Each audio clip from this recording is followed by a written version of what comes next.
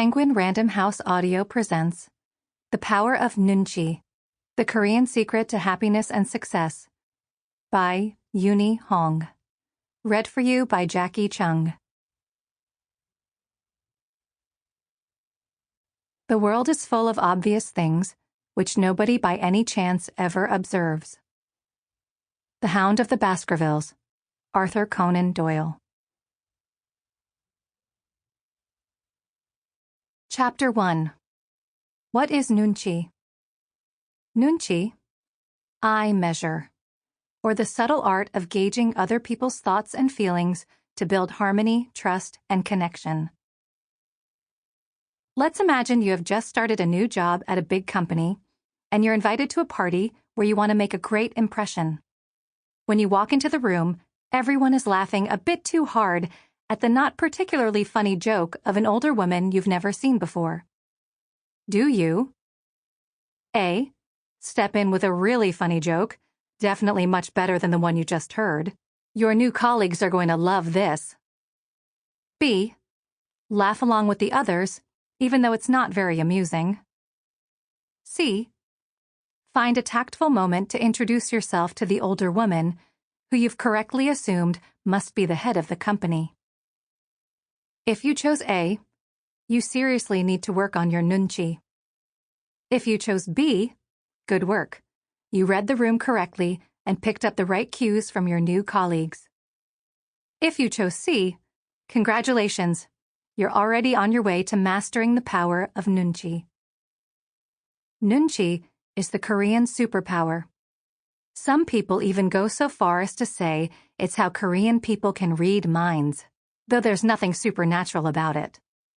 Noon-chee is the art of instantly understanding what people are thinking and feeling in order to improve your relationships in life. Having great noon-chee means continuously recalibrating your assumptions based on any new word, gesture, or facial expression so that you are always present and aware. Speed is paramount to noon-chee. In fact, if someone is highly skilled at noon-chee, Koreans don't say they have good noon-chee, they say they have quick noon-chee. In the short term, noon-chee will save you from social embarrassment. You can't make a faux pas if you've read the room correctly.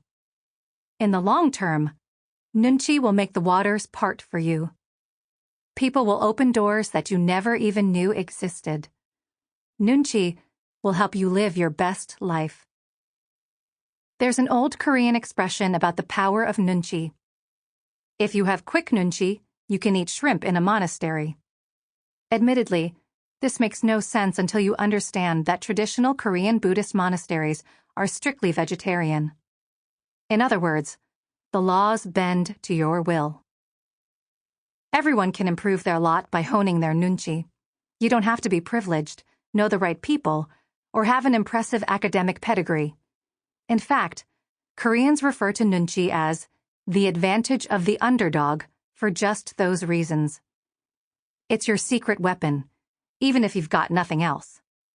As for those who are born with a silver spoon in their mouth, well, there is no faster way to lose your advantages in life than a lack of noon-chee.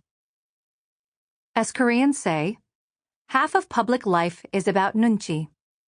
A well-honed and quick noon-chee can help you choose the right partner in life or business. It can help you shine at work. It can protect you against those who mean you harm. And it can even reduce social anxiety.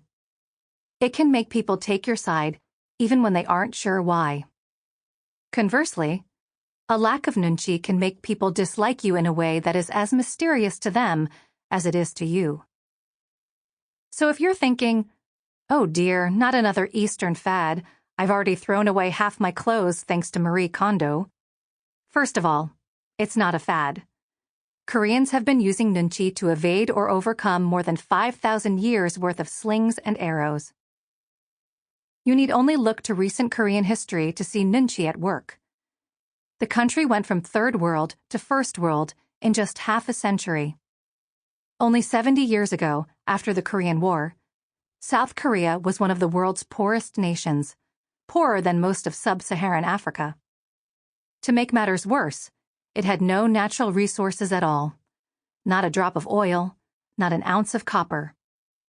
By the 21st century, South Korea had become one of the richest, coolest, and most technologically advanced nations on the planet. It now manufactures most of the world's semiconductors and smartphones. It is the only member nation of the Organization for Economic Cooperation and Development, OECD, that started out as a borrower of money and then became a lender of money. Sure, some of that was down to the usual luck, hard work, and a little help from their friends, but if it were that simple, any number of other developing nations could have achieved exactly the same thing. Yet none did. The Korean economic miracle has always been based on noon-chee, the ability to eye-measure other nations' rapidly evolving needs, to manufacture export products that evolve as quickly as those needs, and to recalibrate plans based on the universe's only constant, change. If you still question the value of noon-chee, ask yourself why K-pop is even a thing. Noon-chee is woven throughout all aspects of Korean society. Korean parents teach their children about the importance of noon-chee from a very young age, on par with lessons such as, look both ways before crossing the street, and don't hit your sister. Why do you have no noon-chee? Is a common parental chastisement. As a child, I remember having accidentally offended a family friend and defending myself to my father by saying, I didn't mean to upset Ginny's mother. To which my father replied, the fact that the harm wasn't intentional doesn't make it better. It makes it worse. Some Westerners might find my dad's criticism difficult to understand. What parent would prefer that their child be mean deliberately rather than accidentally? But think of it another way. Children who choose to be mean at least know what they hope to achieve by it, whether that's getting even with a sibling or winding up a parent. But a child who doesn't even know what consequences their words have on people? A child with no noon-chee? No matter how sweet and kind they are likely to be on the losing end of life, unless this cluelessness is trained out of them. Some are born with noon-chee, some achieve noon-chee, and some have noon-chee thrust upon them. I had it thrust upon me. When I was 12 years old, my family moved from the U.S. to South Korea. I didn't speak the language at all, yet I was enrolled in a Korean public school. This was the best noon-chee crash course I could have had, because I had to assimilate into a foreign culture with zero linguistic clues. In order to work out what was happening in my new country, I had to be hyper-reliant on my noon-chee, which became my sixth sense. What made it even more challenging was the huge noon-chee gap between the U.S. and Korea. In the U.S., interactions are informal, and you can get by with minimal noon-chee. Americans don't bow to each other. The language doesn't have a polite versus familiar hierarchy, and you can call grown-ups by their first names. By contrast, the Korean culture and language are hierarchical and full of more rules than there are stars in the sky. For example, Koreans cannot even call their own older siblings by their first names. It has to be an honorific such as older brother or older sister. According to Confucian principles, a harmonious society requires everyone to know their place and act accordingly. Problem: if I didn't even know what to call my own siblings anymore, I was 100 times more clueless as to how to behave in a Korean school.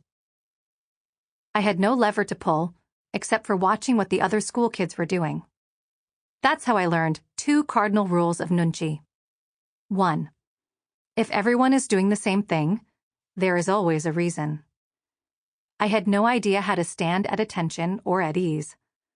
All I knew was that everyone else was doing it, so I studied their bodies closely and mimicked what they did. 2. If you wait long enough, most of your questions will be answered without your having to say a word. Which was great, because I didn't know any words. This noon-chee trial by fire helped me understand what was expected of me.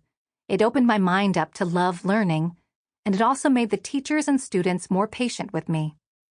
Just over a year after arriving in Korea, I was first in my class and a prize-winning math and physics student.